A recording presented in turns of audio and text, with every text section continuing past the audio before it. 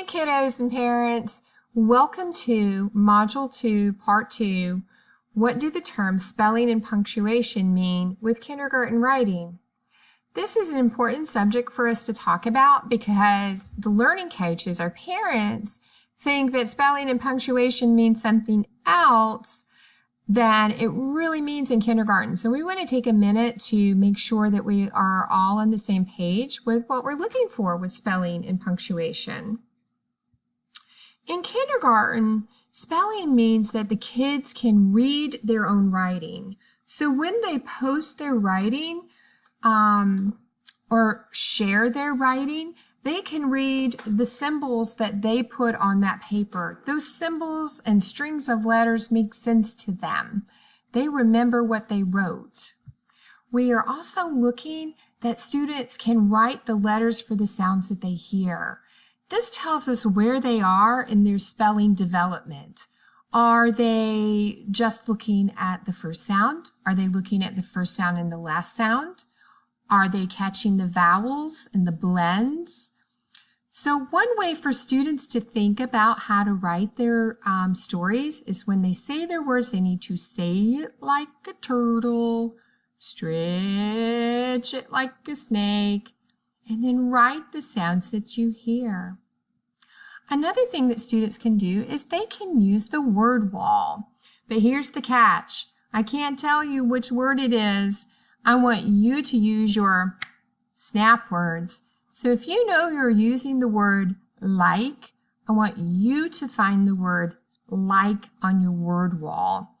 And parents will have a copy of a word wall for you to print out at home to help your child with this process. So how can I be an independent speller? Well, like I said in the slide before, when you come to a word, you're going to say it like a turtle, stretch it like a snake, and then you're going to write the sounds that you hear as you do this process. You may have to say it like a turtle, stretch it like a snake many times before you finish writing that word, especially if you're trying a really long word. So we're going to try this. I want all of my friends to say the word cat. Cat. Now, I want you to say it very slowly. Cat. Cat. Now, I want you to stretch it even slower, listening carefully for each sound. Cat. Cat. What did you hear? You may have to say it several times as you practice writing it. Now, parents and kids, you can pause the video and try to write these words that some kids like to use for writing how-to books. We have the word dog, bat, football, cookie, sandwich, soccer, bicycle. It's not about being right or wrong. It's about trying and using what you know about words to practice the writing process of getting your ideas on paper. So go ahead and pause the video and try to write some of these words. One tool that might help you as you are working through this process is an alphabet board. An alphabet board has pictures that start with the letter that they correspond with. So we're talking about beginning letters. Apple starts with A, which is the letter A. Bat starts with the sound B, which is the letter B. Cat starts with the sound K, which is the letter C, and so on. Parents, it's a good idea to have this tool available to your child as they are working through this process. We also make this available in the classroom as well to assist students. Another tool that we talked about before is having a sight word wall available to students during the writing process. If they know the word like, we call them snap words, If they know the word like, they can find it on the board and they can help them use it in their writing. So in the classroom, we have these up on the wall as magnets, and a student can go over to the word wall and take the word that they need. They locate the word they need. They can take it to their table as they're doing the writing, and then they return it to the wall in case another student needs it. I've also seen where parents take Post-it notes and they have either a wall or a window, and they let the kids keep the Post-it notes for their sight words on the window.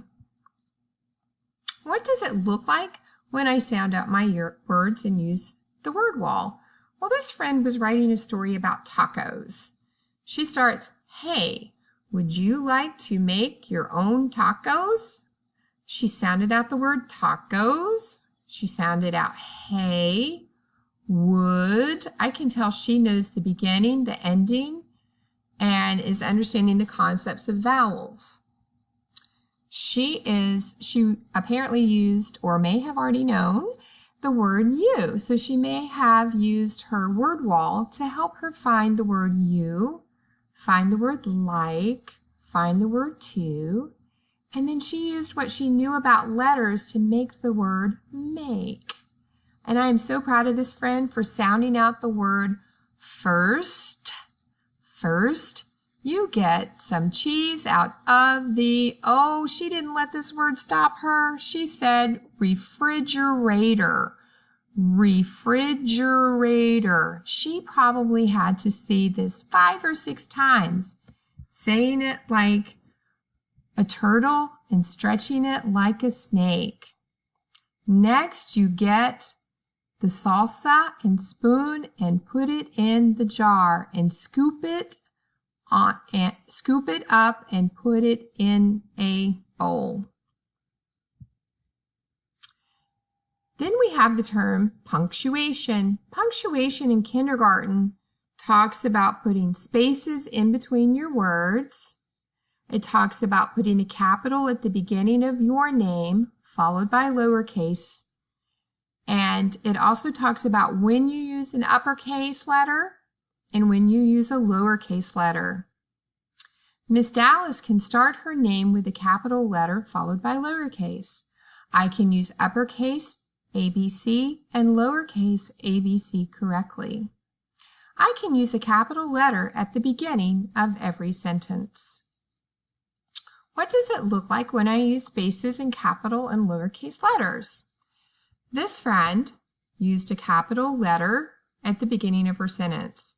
First, you need to pick a book. Her story was about how to read a book. Her next sentence also starts with a capital letter. Helpful hints, pick your favorite book.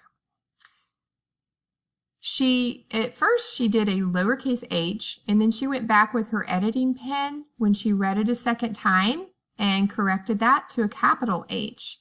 All of her other letters are lowercase, and she has spaces in between her words. If you're not sure or you're struggling with your spaces, one idea would be to say your sentence first and clap the words. First, you need to pick a book. Then you could count your words that you want to say. First, you need to pick a book. That is 7 words. Then what you could do is go into your writing and put a space, or put a line, I should say.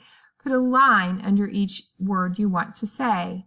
First, you need to pick a book.